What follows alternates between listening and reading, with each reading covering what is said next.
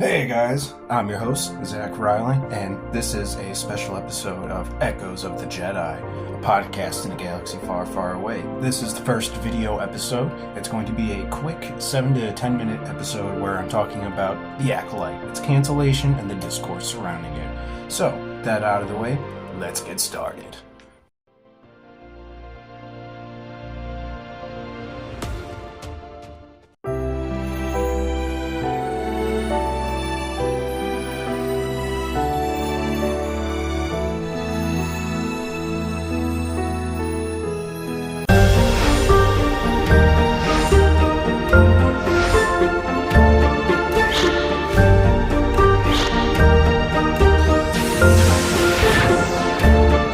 Alright guys, I'm your host, Zach Riley, and today we're going to be talking about the Acolyte.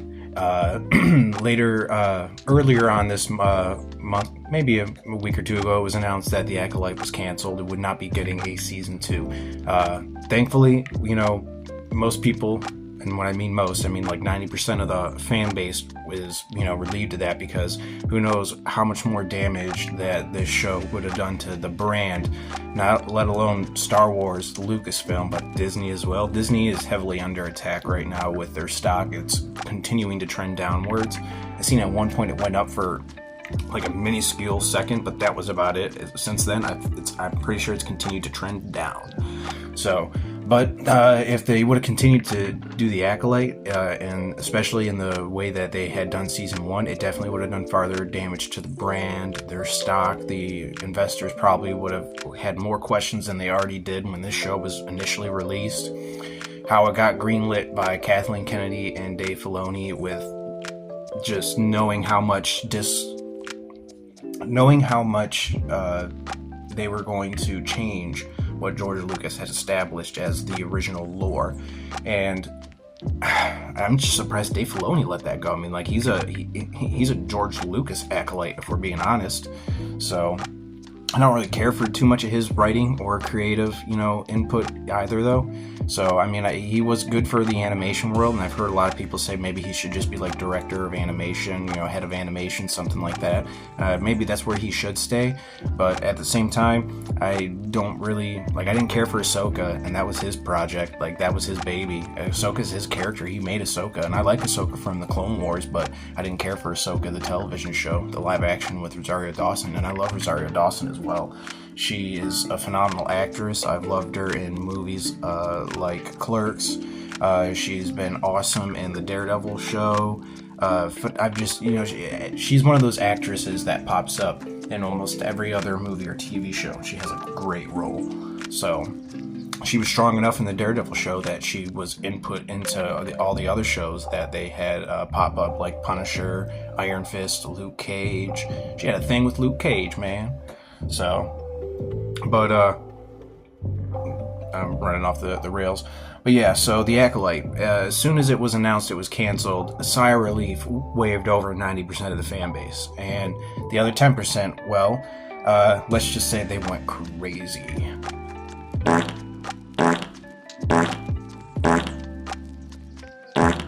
Yeah, so if you guys couldn't tell by all of the words from the tweets, or I don't even know if they're considered tweets at this point, but the posts from X and some posts on Reddit, they kind of went crazy, and by crazy they were blaming Disney for canceling the show on the fan base that was so loud and obnoxious about not liking it, and how they were all complaining about how they couldn't handle a show where it didn't have a white man in it starring in the lead role, how it had 2 black leads, a whole cast of mixed color of people, and that's not why people didn't like the show, and to start with, that's not why the show was canceled. The show was canceled because no one watched it. You can't spend $180 million plus on a television show on a streaming network and expect to get that money back when I think only 1 million, 2 million people were watching by the end of the finale, maybe less than that. It was rated the lowest finale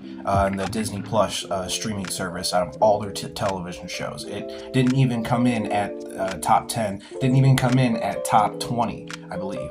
So you can look that stuff up on like the Nielsen's ratings chart, websites of that, category, and it just makes no sense to try and see this 10% of the fan base try and blame it on they canceled it because they were listening to the bigots, the racists, the misogynists. It's like, no one ever complained about the cast, their color. No one ever complained that it didn't have a white man as a lead in it. No, everyone complained because the writing was bad. It didn't match up with the story. The dialogue was horrendous. It wasn't believable. The acting was bad as well. The only person that was doing any sort of justice to acting was the actor Lee Sung-jae, I think is his name, the actor who played Soul. I enjoyed Soul's character up until the last 3 episodes when he became a whiny bitch and he was just yelling Osha and May like fucking Finn was Rey in the Star Wars prequels. So, but yeah, no one ever complained about them not having a white man as a lead, or the main actors of the show being people of color, which, by the way, if you didn't notice, saying people of color nowadays is kind of racist in and of itself. So I just want to point that out. But yeah, no. And it didn't help that the lead actress in the show, Mandela Stenberg, came out and made a diss track to pretty much all the fans, calling all the people that didn't like the show racist, bigots, saying that she don't fuck with your discourse. It was a terrible song too, by the way. I love music. I'm big into hip-hop, blues, jazz, rap, rock, metal. I listen to all different kinds of music, including country. Not all country, but some. So I even write a little bit of music myself. So I'm very heavily have an input in terms of dialogue in shows and music writing and lyrics. And the song could have been something good, but the lyrics didn't help it at all. And the beat was all right. It wasn't terrible. And then I don't know what she was doing with her dancing in that video. It looks like she was having a fucking seizure all over the place. And the weird faces she was making. If you go back and you look at that video, you can see her making faces like it's ridiculously goofy. And she claims she made that in 3 days. Honey, you didn't make that in 3 days. I'm sorry. And if you did, shame on you. That still was terrible for a 3-day project. I could do something much better for a music video in 3 days for a 2-minute song than what you did. So, but yeah, the show was doomed from the start, especially when you had the creative showrunner and writer for the show, Leslie Headland, former personal assistant to Harvey Weinstein, who had other projects in her repertoire, like Russian Doll, and she had one other project behind her name. I originally said this was her first project she had worked on, but it wasn't. She had 2 other projects behind her name, but they were all like feminist, in-your-face type projects. Like they all had something to say about feminism, gay rights, and all that. And you could easily tell she doesn't put forth putting a good story first. She puts forth her messaging, what she believes in, instead of telling a good, entertaining story, which could ultimately lead in those types of messages into it as well. If she would have done that for The Acolyte, this could have been a wonderful show. I really wanted to like this show. I want to say that right now. I was excited that we were going to get a show based in the High Republic era that took place before the Skywalker era. I'm one of those guys that's getting tired of seeing the fucking Skywalkers every time we see a fucking Star Wars show or a movie. Like, I would like to see something new and different. I love Anakin Skywalker and Luke Skywalker. They're 2 of my favorite fucking characters in the Star Wars universes. I love Obi-Wan. I love Yoda. I love Mace Windu. I love all the characters. I love Boba Fett. I love fucking Mandalorian. I love all those characters, but I would like to see something new. And I would like to see them try and do something new with the Jedi as well. Like, there's more than just one galaxy in the universe, or maybe hopscotch over to another universe where you can do something different with the Jedi so they're not all the same. Maybe see what happens when you introduce some emotion into the Jedi. They're allowed to love. They're allowed to feel certain emotions. Not all, but some. That would be interesting to see how that would affect a story with the Jedi and what they choose to do and do not. So, but at the end of the day, you can't blame the 10% of the audience can't blame the 90% and say that we're all bigots, racist, misogynists. Like, sorry, but like most of us actually like the original trilogy, which was led by fucking female characters. The original trilogy wasn't led by Luke Skywalker or Han Solo. It was led by Princess Leia, and she had more than fucking 2 lines of dialogue and more than 13 seconds of screen time. For people out there that want to say that, if you're saying that, then you clearly have never watched the original Star Wars movies or the prequels.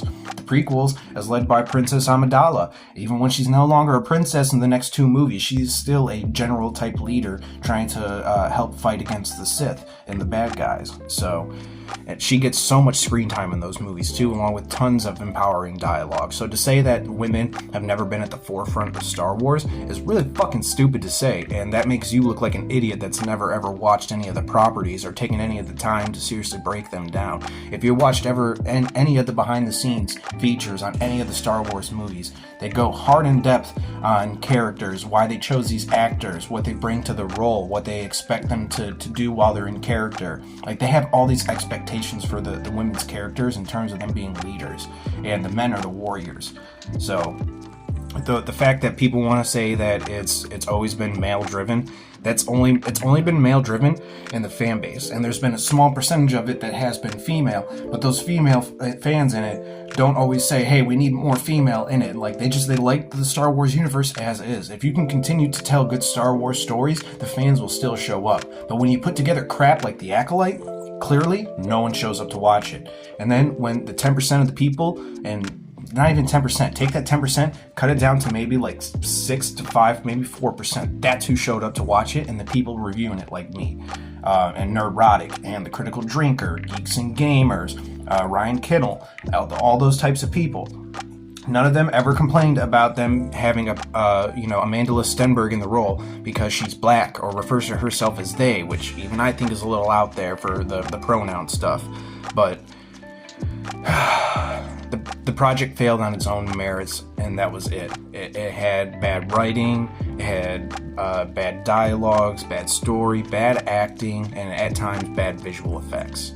And no amount of on-location shooting can change the fact that the project comes from the script. The script is key. The script is everything. You can only do so much with your actors if the script is terrible. And that comes from the creative writer of the script and the showrunner and their input on it. And clearly, Leslie Headland just didn't have it for this. So, leave a comment down below, guys. Let me know what you think. Do you agree with me? Do you disagree? Let me know why. And go ahead, subscribe, and like the video. Share with anyone that you think would want to see this. Expect more content like this to come out. And this will, again, be the first video that I filmed of me on Echoes of the Jedi show. So enjoy this special episode. Peace, love, and that's all, folks.